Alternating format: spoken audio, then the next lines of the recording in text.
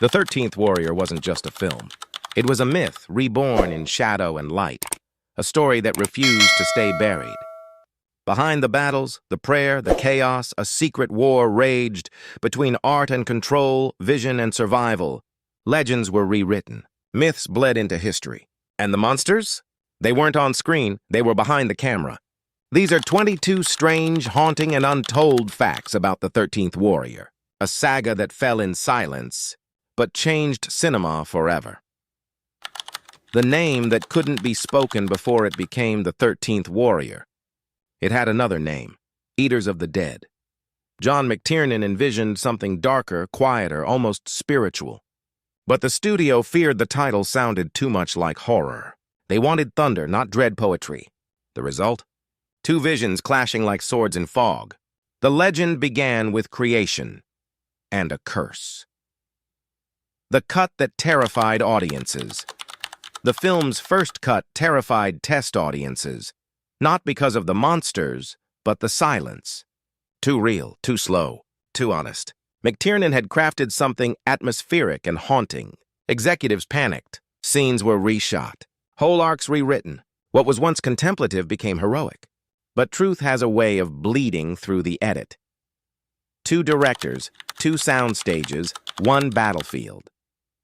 When the cameras stopped rolling, the battle began again in the editing room. Two directors, two visions. After test audiences rejected McTiernan's cut, Michael Crichton was brought in for reshoots. But McTiernan demanded to direct them too. Both men were given sound stages, shooting separate versions simultaneously. Crichton's footage ultimately survived. McTiernan walked away to direct the Thomas Crown affair. What we saw was a truce. What was lost became legend. Two souls, one score. Even the music wasn't safe. Graham Revell wrote a score born of ethereal mourning, featuring Dead Can Dance's Lisa Gerrard. It was mysterious, haunting, spiritual. Then came Michael Crichton's takeover. He brought Jerry Goldsmith, new composer, new drums, new soul. One version spoke of darkness, the other of heroism. Revell's score was buried. Only one made it out alive. The ghost cut rumors whisper of a lost cut, a version longer, colder, and truer. Crew members swear McTiernan's original 127-minute film existed. Footage now buried, its echoes trapped in trailers and stills. Half myth, half memory. Cinema's ghost story. The fortune spent in Fog the 13th Warrior was supposed to cost $85 million.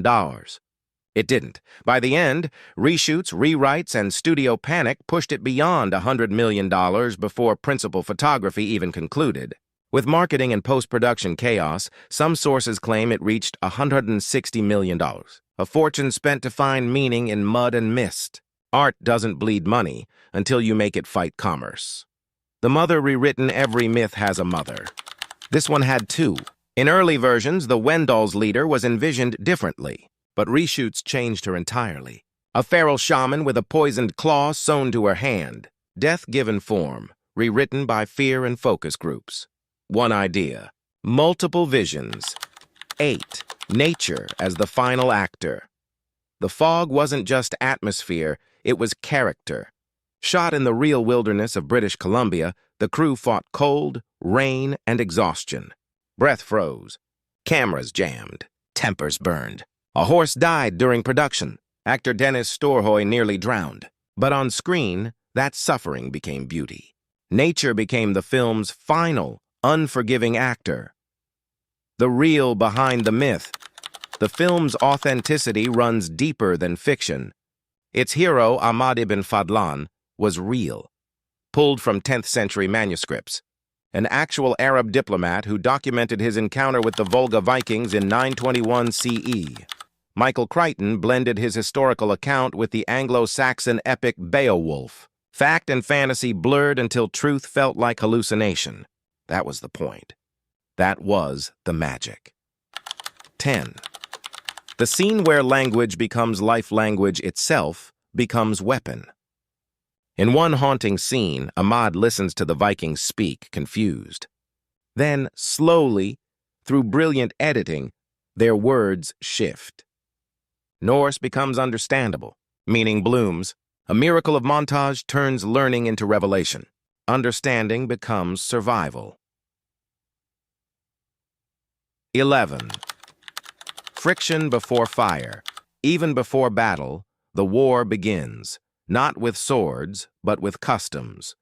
Islamic cleanliness rituals against Viking chaos, prayer against pagan pragmatism, faith against ritual.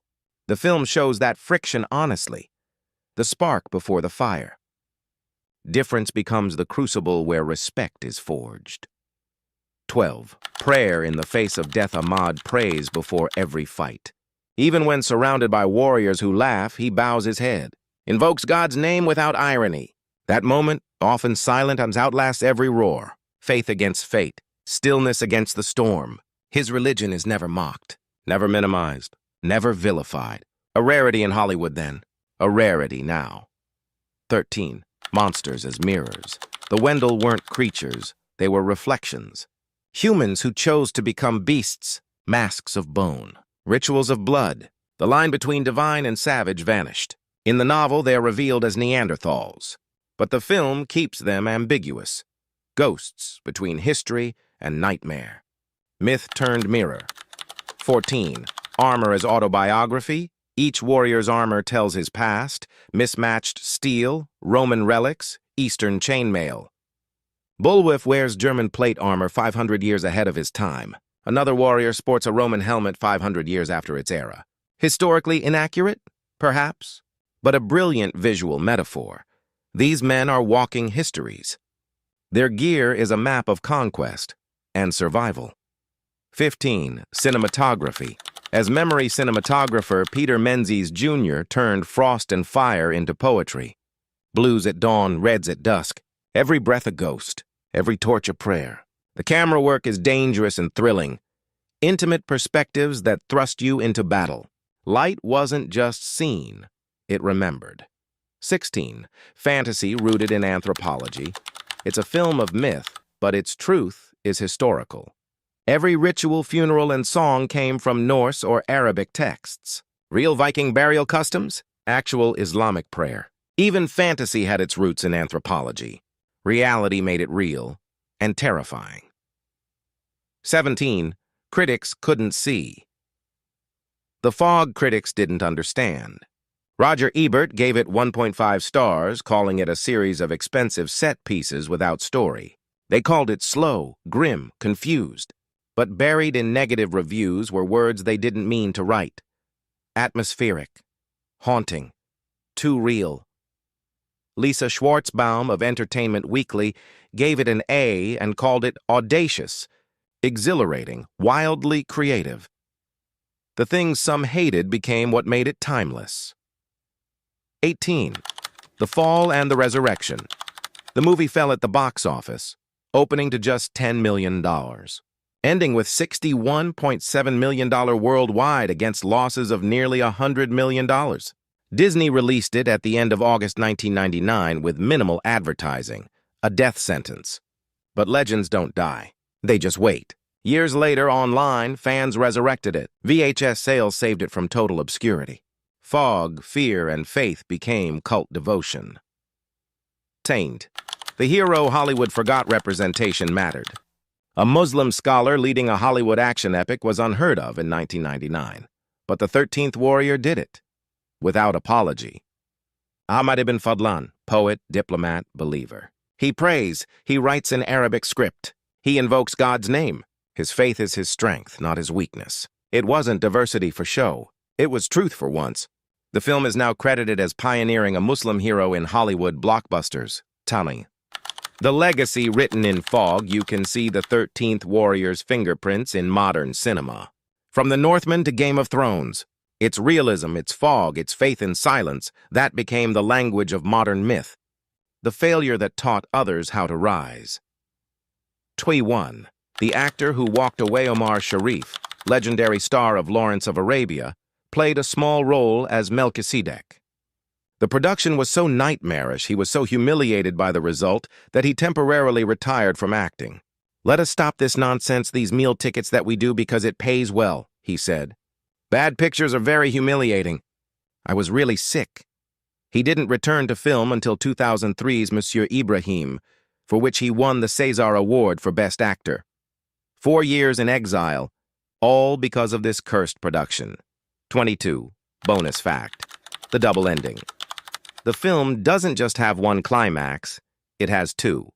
After killing the Wendell mother in the caves and escaping through underwater passages, the story should end. A somber return, Bullwhiff's poisoned death, an honorable funeral. But Crichton's reshoots added a second battle sequence, another raid by the Wendell.